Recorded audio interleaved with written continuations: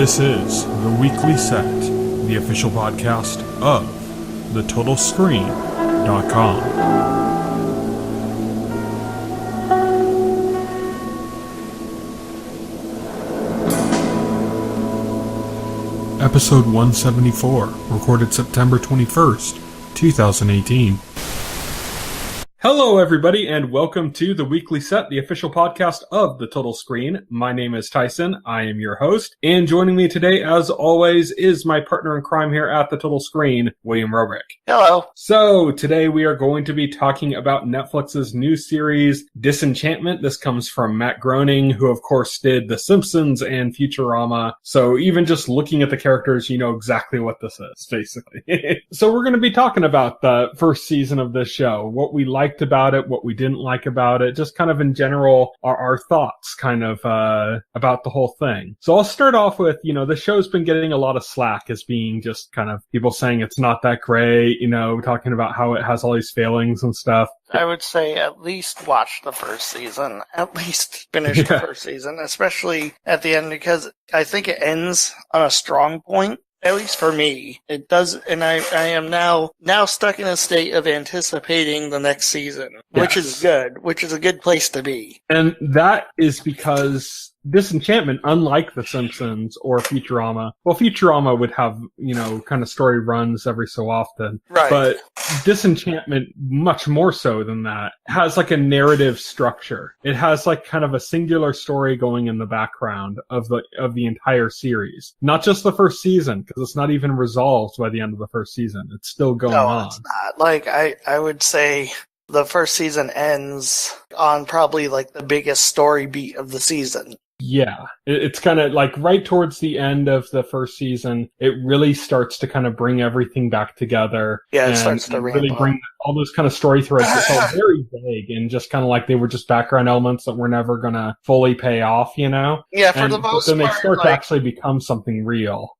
For the most part, the first season is like random adventures, but with like these story elements, like kind of hanging around in the background, and then they really start to gradually come further and further to the foreground, to the point where major stuff happens at the end of the season. Yes. Big plot points kind of come. I mean, I don't want to really say too much without directly spoiling it, because even though we're discussing the whole season, I think we'll do it kind of a little bit vague, just so that, if you haven't seen it, you have a reason to go check it out. We might talk about specific scenes and stuff, but it wouldn't make sense to just kind of just out and out spoil the exact ending, or something. Let's outline what this is about. It's the basic elevator pitch here, which is basically this is a parody of fantasy genre media, done in the style of Futurama. I think more so than The Simpsons. I would say in the style, but this is more similar to Futurama than The Simpsons. Yeah, Futurama was sci-fi and this is fantasy. Yeah. So this is like in the style of Futurama, which follows three main characters, which is our heroine Bean. And then there's like a wayward elf named Elfo, and then there's a demon named Lucy who looks like a cat. Yeah, it looks like a cat made out of shadow or something. Yeah, because like all the characters like call him a talking cat. Yeah. Like throughout the whole show, and it's hilarious. And for the most part, I really like these characters. Bean is a princess, but she's not like stuck up or like posh or anything. She's actually kind of like a down to earth, like street smart, rough and tumble tomboy type. Yeah, she likes to get drunk at the bar, and she likes to hang out at the pub and get drunk and stuff. And she is not afraid to get in a fight or punch somebody. Yeah. She is definitely not your typical princess. She's facing princess problems, though, which is that when the show begins, her father is planning to marry her off. To a prince. Played by, there's two. There's like the first guy, but then his head ends up on a sword because the throne is made of swords because it's a Game of Thrones parody. he gets his head impaled on the sword because he's so stupid, because he's so dangerously inbred. And basically they drop a ring, and the ring goes like rolling by the throne, and he just bends over to pick it up and impales his head. And impales his head. So instead they switch gears and they try to marry her off to his brother, another handsome prince, played by Matt Berry, who is like fantastic. I was surprised to hear him. He's great. He was in The It Crowd, if anybody's ever seen that fantastic show. He's in a bunch of other British comedies. So he's not too well known in this country, but like in Britain, he's done a lot of comedies in Britain. He is excellent. So yeah, he plays like this prince that they're trying to marry her off to. I won't spoil what happens with that. But then there's other things happening too, like... Well, we should talk about... I mean, I believe the series opens up on Elfo's village. It does. I was just about to get to that. So yeah, it opens up on Elfo's village, and basically Elfo is tired of being happy all the time. Because it's like this stupid, super happy place. They're making things, like, it's a typical, like if you saw like a Keebler commercial, it basically looks like a Keebler commercial. They're just making things, all they eat is candy. It's just, everything's overly positive and happy and sing-songy. And Elfo is just kind of tired of that. There's no nuance to life in this area. It just feels not like a real thing. So he's getting sick of it. He gets caught sleeping with the chief's daughter. Yep. And they're going to hang him, but in the most whimsical way, because he doesn't have enough body weight to actually hang, so he would just kind of float from the tree. Yeah, they try hanging him, but then they remember, like, elves are too light to hang. So they end up casting him out of their elf village, which is actually, like, hidden from the rest of the world. It's like, magically hidden. Magically hidden. So they cast him out, and that's how he ends up finding Bean. Lucy is different because Bean finds a box, addressed to her like a gift. And she opens it and he comes out. And this is actually part of a plot. And Lucy is actually part of a plot by these two mysterious figures that we see. This man and this woman overseeing events with a crystal ball, talking about how Lucy is going to corrupt Bean, and that's part of like their mysterious vague plan that we don't really learn much about in the first part of the series. And the way Lucy acts is, if you watch Futurama, Lucy is like the analog to Bender. Yeah, he's basically Bender. He's just the negative influence. It's always pushing Bean to do the bad thing. Like if Bean's like angry at somebody, he's encouraging her to kill this person. The best thing Bean is like, I could make a stupid decision, or I could calm down, and Lucy's the one encouraging her to make the stupid decision. The thing about Lucy is he's more mischievous than evil. Yeah. Yeah. He's not like overly plotting, just more like having fun. Well, he's not plotting at all. He's too lazy for that. That's another thing about his character. He's kind of lazy and kind of like easygoing. Like, I think there's this one point where it's like, you want to do the easy... Oh, yeah, where this exorcist character has, and he holds a bottle, he's like, we could do this the easy way, or we could do this the hard way. And he just jumps into a bottle and says, I prefer the easy way. We should say that Lucy is played by Eric Andre from the Eric Andre show. He was also the best friend in Man Seeking Woman. Yes. This is a show that we've talked about quite a bit on this podcast in the past. But yeah, so Eric Andre, he's Lucy and works well in that character type. Yeah, definitely works well with that character type. The background of Lucy, the people that send him, all of this is tied into kind of the bigger plot. Yeah, it's going on. We just don't know much about it until the very end. Till like the very end. Yeah, we don't know anything about it till the very end. In fact, the first half of the season, we just intermittently cut to these two people who are plotting, but we don't know what the hell they're plotting about, and it's not made clear. There's like a third person with them, but he's like a total idiot. Yeah. They just kind of cut to them as like observing everything they're doing every so often for like kind of a meta joke about the situation. Yeah, exactly. Kind of a meta joke about the situation. Besides them, we have Bean's dad, played by Joe DiMaggio, who played John Bender. DiMaggio. Who played Bender in Futurama. Yes. There's no mistake in that voice. Yeah, and he's like a king, but he kind of comes off almost as like a New Jersey slumlord or something.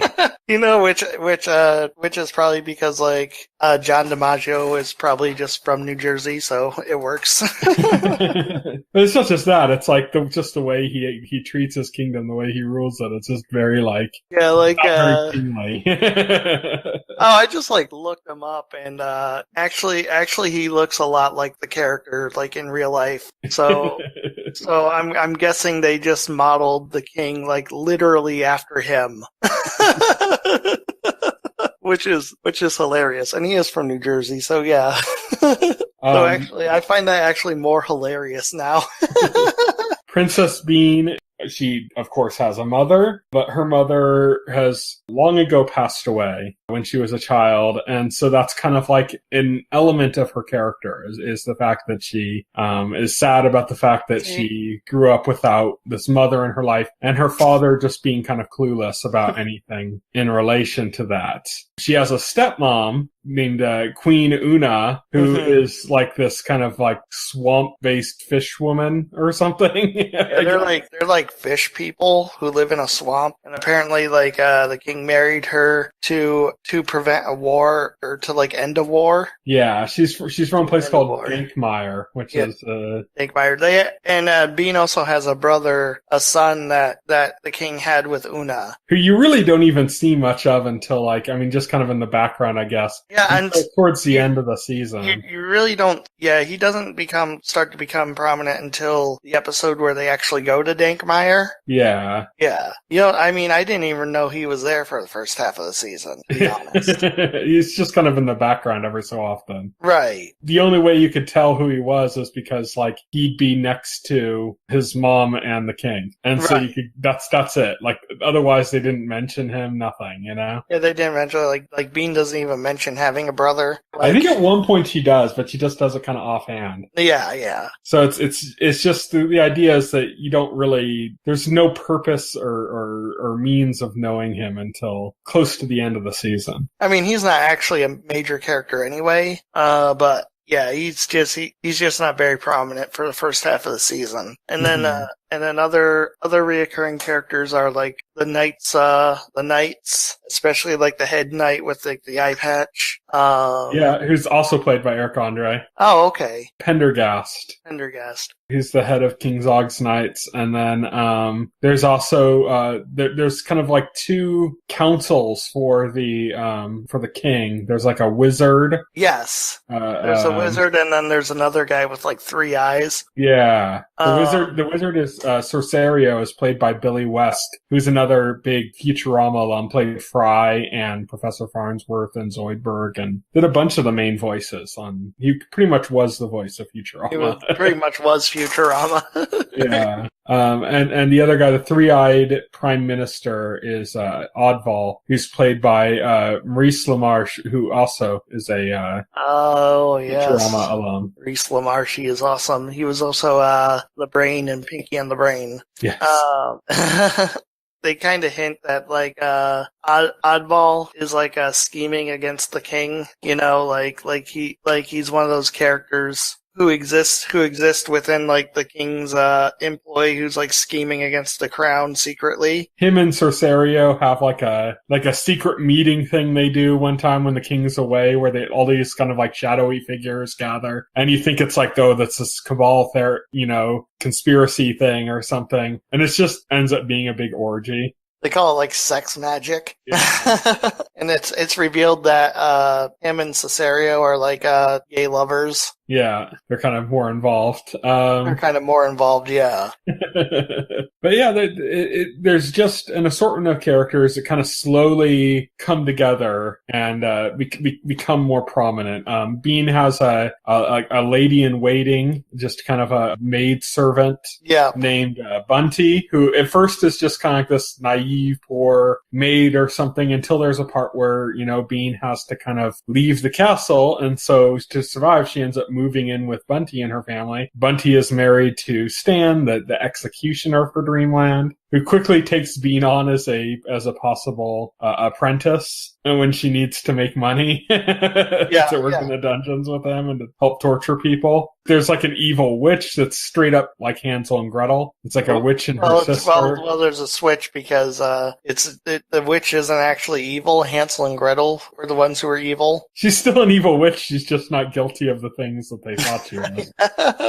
Like, she's guilty of other things, and she has a sister, and they're both kind of evil, and they live in so Hansel and Gretel is in it, so it is the witch from Hansel and Gretel. But Hansel and Gretel turn out to be like psychopaths who like cannibal psychopaths. Yeah. Yeah. And they have like the candy house like all booby trapped and shit.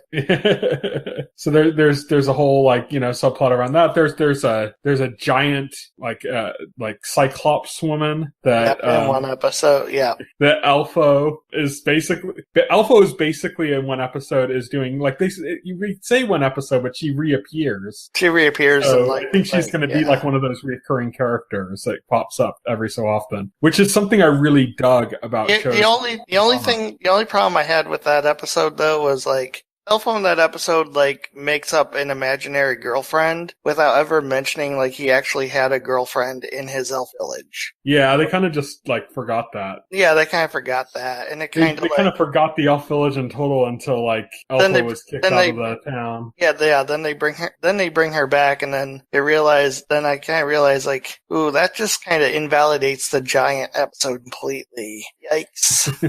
That's what happens when you forget your continuity. Yeah. Good. But they did have this giant character, and she's shown up again a few times. They made her kind of like this untamed, kind of wild, beast-like woman that couldn't communicate. Turns out she's just this kind of feminist that lives on the woods that just happens to be a giant cyclops or something. Right. So they kind of play with those kind of concepts. It's very much like Futurama in the sense that you bring on the alien overlord, what's his name, Zurg from Planet Omicron, Persei 8 or whatever, that they always bring back up on Futurama, and he's just kind of this minor character that shows up this one time for the subplot in an episode. But then every so often they go back to him, because why not? He was a funny character. Exactly.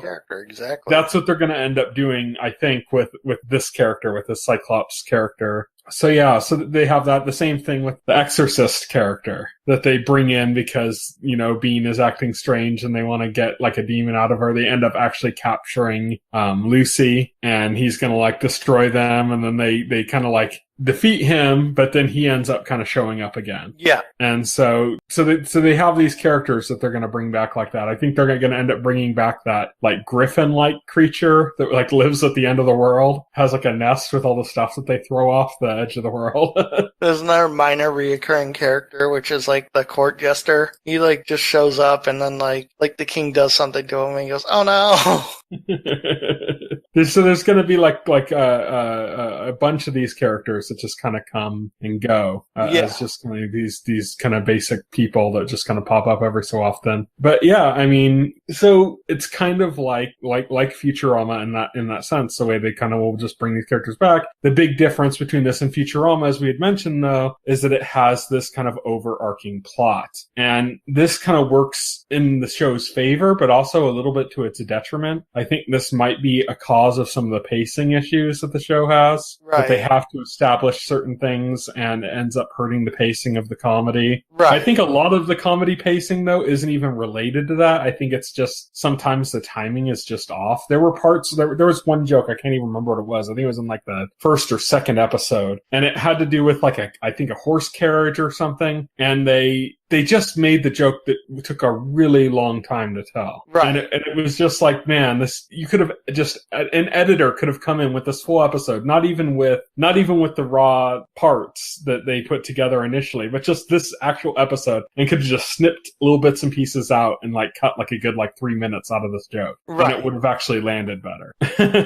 So there are like these kind of weird pacing issues like that. I think the music took me a little bit while to get used to with the context of the show and its setting. At first I saw that as a big fault, but as the show went on, I just got used to it. But in general, like Futurama, Futurama didn't start off great. It started off just kind of okay. And there were a few issues. The characters weren't really fleshed out. Even Leela wasn't really all that fleshed out. Bender was pretty much consistent. He was probably the only character that's consistent since the pilot, him and Fry maybe. But Professor Farnsworth wasn't really fleshed out at all. Zoidberg was definitely not fleshed out. Any of the other characters, he didn't even have, I don't think Scruffy wasn't even there yet. So you have all these kind of like elements that become kind of core to the central cast of characters, and the comedy between them just wasn't there initially in Futurama. And that's very much the case here as well, on top of like the other pacing issues and stuff. Which makes, like, when you watch the first episode, like, my impression walking out of the first episode was kind of like, I knew I was going to give it a chance. Like, I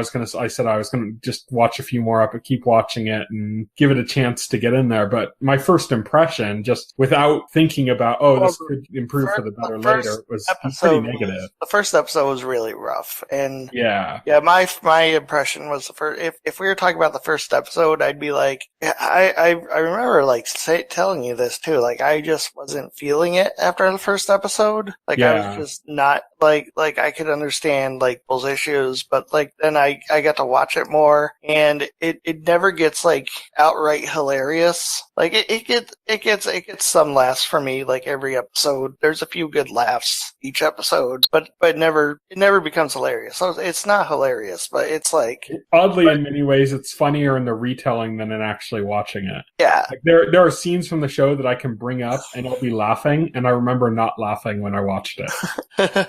Well, what's really good is, while it's not hilarious, it really has its own charm. Like the characters are genuinely good, and they're charming, and they're especially after a few episodes of development. Like, I really love Elfo. Elfo is fucking awesome. Yeah. Like he is like my favorite, just because I love how I love how he's like this naive, like nice guy and stuff, but then he is quick to rage. he is very quick to anger. Like there's one point where like Bean is like tickling him, and he's like laughing and stuff, like, and he's like, stop, stop. He's like, stop,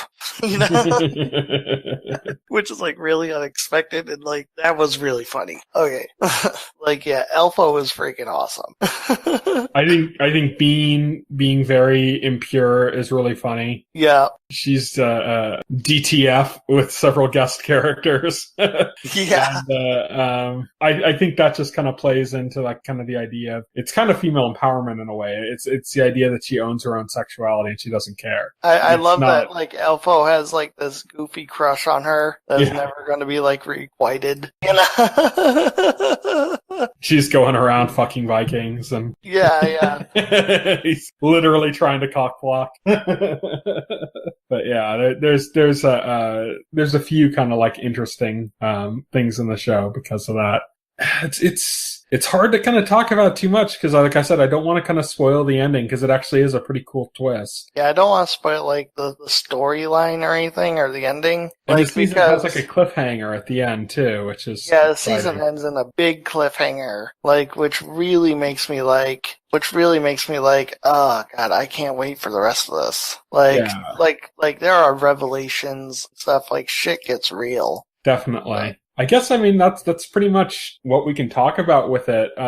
I'd say if you're kind of on the fence about this series, about the show, give it a real shot. And by that, I mean, don't just like watch it and go like, oh yeah, this isn't that great or something. Give it some time. Let it marinate, let the characters develop. You know what? It's 10 half-hour episodes. It's not a big chunk of your life. We're talking 5 hours, you know? Yeah, I'd say just watch the season, watch it out, and if you're not feeling it by the end of the season, then fair enough. You know, I will concede that you know you are not, but I think like the first few episodes are not what to judge the show by, because the show does gradually win you over as they flesh out these characters, you know, and as you start to see like the storytelling and stuff, it does have its own charm in a way that's like different from Futurama or different from The Simpsons. Mm-hmm. And I'd say, you know, don't completely write it off like people have been doing. Yes. I think because we're in a golden age of television and because there's just such a monumental amount of television, I think somebody recently calculated that Netflix alone has something like 700 originals now. Yeah. It's insane. And so it's very easy to just go like, okay, well, this isn't immediately my favorite thing ever.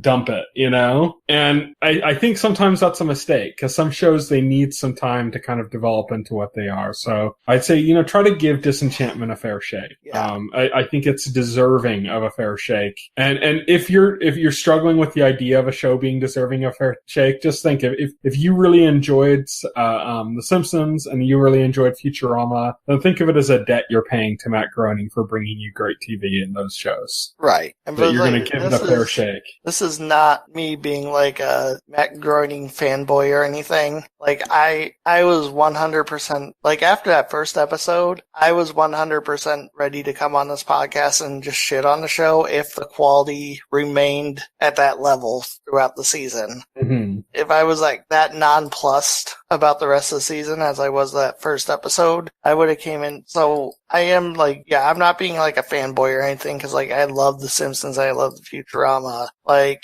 I don't care. Like I would shit on it if I felt it deserved it, but I feel like it does. I feel like it does deserve a watch. I will say this. As bad as the first episode was, it's still better than current Simpsons episodes. Oh, yeah, true.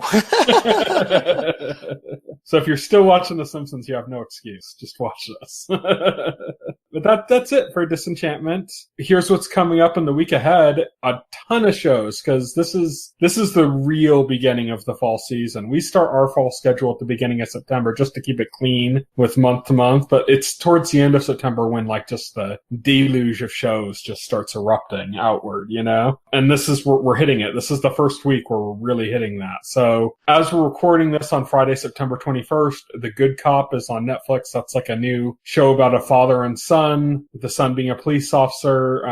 It's got Tony Danza in it. I've heard it's, you know, charmingly mediocre.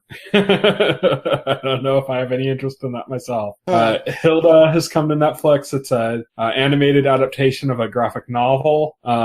Dragon Pilot has come to Netflix. It's a new anime series. And Maniac came to Netflix, which is the new Cary Fukunaga series starring Jonah Hill and Emma Stone. That looks a lot like Legion. Like, not necessarily in plot, but in, like, style. So I'm actually eager to watch that. I'm going to start watching that later tonight, or I should say early tomorrow. But that's all up now on Netflix. Then on Sunday, September 23rd, 2018, 911 comes back to Fox, and Marvel's Avengers Black Panther's Quest hits Disney XD. That's an animated series. Right. Monday, September 24th, 2018, a bunch of CBS stuff, Big Bang Theory, Will's favorite show, Young Sheldon.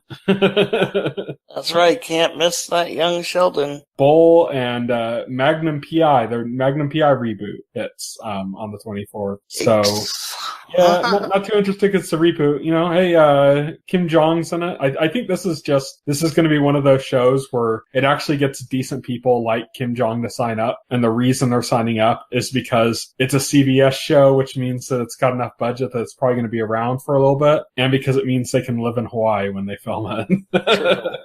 It's like what Hawaii Five-0 was. You knew like half the cast was on there because that meant they could live in Hawaii. Manifest comes to NBC. I actually sent Will a clip from Manifest because I watched NBC's fall preview, and the reason I sent it to him is because it was so bad. It's terrible. They even like have the cliched line at the end where like one character says, "This is impossible," and then like another character says something like, "Well, I think we have to start considering the impossible possible," or like something like that. I'm just like, oh my god. The thing is, it's a drama show that's Like, trying so to be hackney. a mystery a la like Lost. It's Yeah. trying to be like a Lost style mystery series. The problem is that every time a character opens their mouth, it sounds like a setup for a joke in a multicam sitcom. Like every character is talking as if their character's on Friends. Also, and like they're about to set up a punchline, but then the punchline never comes because it's a drama. Also, like the first half of like the scene that they showed is just like the main character narrating like a bunch of stuff to the viewer, like who other characters are and what they're about and their relationships and everything. It's just like narration. They like quickly like dump all that info on the viewer. Yeah, it's just like, it's an info dump. It's really bad. It's really bad, yeah. But then even worse than that, like they have the turbulence and then the pilot's like, haha, whoa, that was shaky. And it's like, what? What kind of pilot would talk like that? Oh, yeah, I know, right? It was so bad. It's hard to describe how bad this is and the fact that it's not meaning to be bad at all. So if you were expecting us to be talking a bunch of shit about Disenchantment and we're upset because you wanted to hear us guzzling shit on something, well, here you go. Also, it's just not interesting. The show is supernatural mumbo jumbo happens, and they end up like time traveling 5 years in the future. It's the kind of show that was coming around the time Lost was in its third season, and everyone was trying to rip it off. Right. That's what it is. The whole conceit of the show is, we magically time traveled 5 years, and now we have to adjust to how things have changed without us. And also, there's this mystery of how did we time travel, and it's like, who cares? Yeah, it's not good at all. Who knows? Maybe the show ends up becoming the best show ever made. But the clips they've shown are about as bad as pretty bad. Yeah, it's about as bad as you could imagine a bad show being. Also, on that same day, September 24th, The Resident returns to Fox and The Good Doctor returns to ABC. Tuesday, September 25th, 2018, FBI debuts on CBS. New Amsterdam comes to NBC, which is like a wish fulfillment medical drama. This Is Us returns to NBC. Lethal Weapon is back on Fox, this time with a new, one of its leads being replaced after all the controversy on the set of that show. The Gifted returns to Fox. This was a show that I didn't have a lot of expectations of, that by the end I thought was actually a really good like X-Men universe series. By the end it really felt like an X-Men show. Right. So I'd kind of recommend people might want to catch up on that and check out that show. So The Gifted. NCIS returns to CBS as well as NCIS New Orleans. And a new show comes to FX called Mr. In Between. That's actually, I think it's like a New Zealand show, or it's an international show, and they're going to be airing it here, which is about like a cleaner or like a hitman kind of guy or something with anger management issues. So that looks fairly interesting, and it's FX, which tends to be pretty high-grade drama. Wednesday, September 26, 2018, it's Chicago night on NBC. They have Chicago Fire, Chicago Med, and Chicago PD. Mm-hmm. So if you love Chicago, Wednesday NBC, that's going to be your night. Well, they tried Chicago Law, and they had to cancel that pretty fast. Well, see, they only have prime times only 8 to 11, so yeah, they only have 3. Also on that night, Empire returns to Fox, as does Star. Survivor returns to CBS. South Park is back on Comedy Central, which I'm really excited about. Of course, we have no idea about what anything with the next season's going to be about, because they make South Park episodes like the week they air. So you don't know until like a day before when they put up like the first promo for an episode. Right. American Housewife comes to ABC. The Goldbergs, A Million Little Things, Modern Family, Single Parents, all ABC. ABC shows. A Million Little Things is based on that. Remember that big Oprah book scandal about the guy that wrote the book and then said it was like all stuff that really happened, and it turned out to be like mostly fiction. And there was like a big scandal about it because Oprah had picked it for her book club and stuff. Whoa. So, I think I vaguely remember that. This is based on that book. Lovely. It actually has like a decent cast in it. I'm actually, I really like, it's got the guy from Psych in it, who I really enjoy. So, I'm going to actually check that out. My expectations are that it's going to be kind of a ripoff of like This Is Us. Like it's trying to get on that whole like really sad emotional drama territory. But yeah, Modern Family is also back, single parents. And Norseman returns to Netflix for its second season. Norseman is fucking hilarious. If you haven't seen this on Netflix and you want something just really, really funny, check out Norseman on Netflix. It's almost like a parody of Vikings. Okay. Huh. It's a show from Norway about Vikings, and it's basically just about the mundane aspects of their lives between like, murdering slaves as sacrifices and, going on raids. And so it's just about the brutality of their lives, but just like a really funny way. So that's a really funny show that comes back on the 26th. On the 27th, the big show returning for us, The Good Place, that's going to be on our podcast discussions for until it finishes its season. It's going to be our next podcast show. Law and Order SVU returns to NBC. Mom returns to CBS. Murphy Brown returns after a couple decades to CBS. SWAT returns to CBS. Grey's Anatomy is somehow still on and back on ABC. And How to Get Away with Murder returns on ABC as well. Then on Friday, September 28th, 2018, The Cool Kids debuts on Fox. Last Man Standing comes back on Fox. It's got a network change. That's the Tim Allen show that got canceled. That he made a big kerfuffle about getting canceled because he was conservative. So if you're a conservative viewer and you want a comedy that speaks to your values, Last Man Standing might be it on Fox. Blue Bloods returns to CBS. Hawaii Five-0 returns to CBS.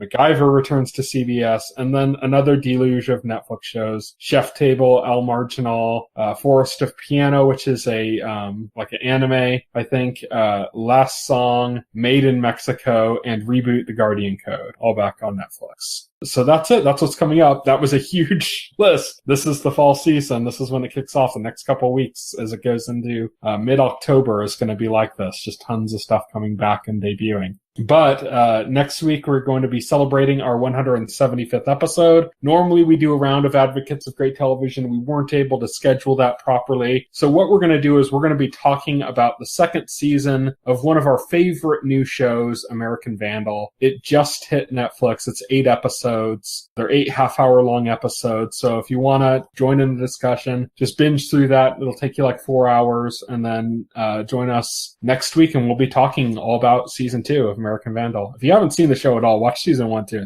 It's a great Season 1 is a great show. I recommend it. It's basically a parody of shows like Making a Murderer and The Jinx. These like kind of true crime documentaries, but this is a mockumentary. So it's all done like it's a real documentary, but it's not. And it's kind of taking the idea of these serious crimes, like these murder investigation shows, but instead it's about like, vandalism at like the high school level, which just seems kind of silly. And that's a big part of the joke, is just kind of how that just seems like not that big of a deal to be doing this much for. But the show actually becomes quite poignant by the end. Like there's a lot of emotional relevance to the show, and it becomes greater than you'd anticipate. It's one of those shows where I use the phrase, it's better than it has any right being. Like American Vandal should not be as good as it is, but it is. And Season 2, really good as well. And that's out now, so check that out. Until then, you can reach me on Twitter. I'm at Tyson Gifford. You can reach Will. He is at Foxhole Hero. You can check out our Facebook page and our YouTube channel, as well as our site, totalscreen.com. You can subscribe to the podcast through any major podcast client like iTunes or Pocket Cast. And the entire backlog of our podcast is available on our YouTube channel. So thank you, everybody, for listening. Good night. Good night. If you would like to reach out to us and make a comment, send an email to contact@thetotalscreen.com.